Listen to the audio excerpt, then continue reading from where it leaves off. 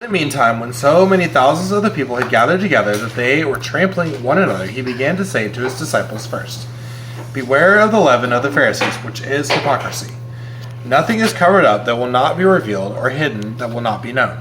Therefore, whatever you have said in the dark shall be heard in the light, and what you have whispered in private rooms shall be proclaimed on the housetops. I tell you, my friends, do not fear those who kill the body, and after that have nothing more that they can do. But I will warn you whom to fear. Fear him who, after he is killed, has authority to cast into hell. Yes, I tell you, fear him. Are not 5 sparrows sold for 2 pennies? And not one of them is forgotten before God. Why, even the hairs of your head are all numbered. Fear not, for you are of more value than many sparrows. And I tell you, everyone who acknowledges me before men, the Son of Man will also acknowledge before the angels of God. But the one who denies me before men will be denied before the angels of God. And everyone who speaks a word against the Son of Man will be forgiven. But the one who blasphemes against the Holy Spirit will not be forgiven. And when they bring you before the synagogues and the rulers and the authorities, do not be anxious about how you should defend yourself, or what you should say, for the Holy Spirit will teach you in that very hour what you ought to say."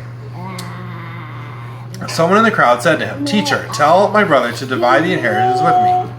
But he said to him, "Man, who made me a judge or arbitrator over you?"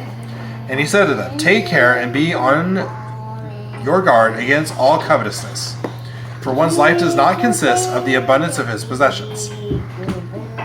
And he told them a parable, saying, "The land of a rich man produced plentifully. And he thought to himself, 'What shall I do? For I have nowhere to store my crops.' And he said, 'I will do this. I will tear down my barns and build larger ones. And there I will store all my grain and my goods. And I will say to my soul, Soul, you have ample goods laid up for many years. Relax, eat, drink, and be merry.' But God said to him, 'Fool, this night your soul is required of you. And the things you have prepared, whose will they be?' So is the one who lays up treasure for himself and is not rich toward God." And he said to his disciples, "Therefore I tell you, do not be anxious about your life, what you will eat, nor about your body, what you will put on. For life is more than food, and the body more than clothing. Consider the ravens, they neither sow nor reap, they have neither storehouses nor barn, and yet God feeds them. Of how much more value are you than the birds? And which of you, by being anxious, shall add a single hour to a span of life? If then you are not able to do as small a thing as that, why are you anxious about the rest? Consider the lilies, how they grow. They neither toil nor spin. Yet I tell you, even Solomon in all his glory was not arrayed like one of these. But if God so clothes the grass, which is alive in the field today, and tomorrow is thrown into the oven, how much more will he clothe you, O you of little faith? And do not seek what you are to eat and what you are to drink, nor be worried. For all the nations of the world seek after these things, and your Father knows that you need them. Instead, seek his kingdom, and these things will be added to you. Fear not, little flock, for it is your Father's good pleasure to give you the kingdom. Sell your possessions and give to the needy. Provide yourselves with money bags that do not grow old, with a treasure in the heavens that does not fail, where no thief approaches and no moth destroys. For where your treasure is, there your heart will be also. Stay dressed for action and keep your lamps burning, and be like men who are waiting for their master to come home from the wedding feast, so that they may open the door to him at once when he comes and knocks. Blessed are those servants whom the master finds awake when he comes.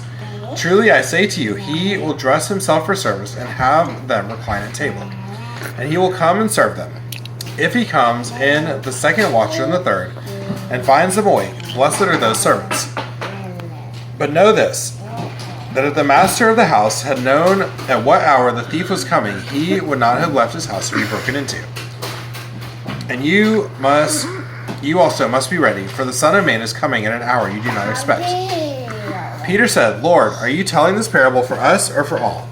And the Lord said, "Who then is the faithful and wise manager, whom his master will set over his household, to give them their portion of food at the proper time? Blessed is that servant whom the master will find so doing when he comes. Truly I say to you, he will set him over all his possessions. But if that servant says to himself, 'My master is delayed in coming,' and begins to beat the male and female servants, and to eat and drink and get drunk, the master of that servant will come on a day when he does not expect him, and at an hour he does not know, and will cut him in pieces and put him with the unfaithful. And that servant who knew his master's will, but did not get ready or according to his will, or act according to his will receive a severe beating. But the one who did not know and did what deserved a beating will receive a light beating. Everyone to whom much was given, of him much will be required. And from him to whom they entrusted much, they will demand the more.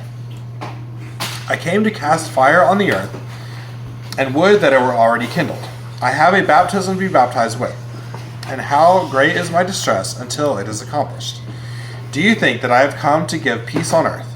No, I tell you, but rather division. For from now on in one house there will be 5 divided, 3 against 2 and 2 against 3. They will be divided, father against son, and son against father, mother against daughter, and daughter against mother. Mother-in-law against her daughter-in-law, and daughter-in-law against her mother-in-law. He also said to the crowds, when you see a cloud rising in the west, you say at once a shower is coming. And so it happens. And when you see the south wind blowing, you say there will be a scorching heat, and it happens. You hypocrites, you know how to interpret the appearance of the earth and sky, but why do you not know how to interpret the present time? And why do you not judge yourselves for yourselves what is right? As you go with your accuser before the magistrate, make an effort to settle with him on the way, lest he drag you to the judge, and the judge hand you to the officer, and the officer put you in prison. I tell you, you will never get out until you have paid the very last penny. This is the word of the Lord. Thanks be to God.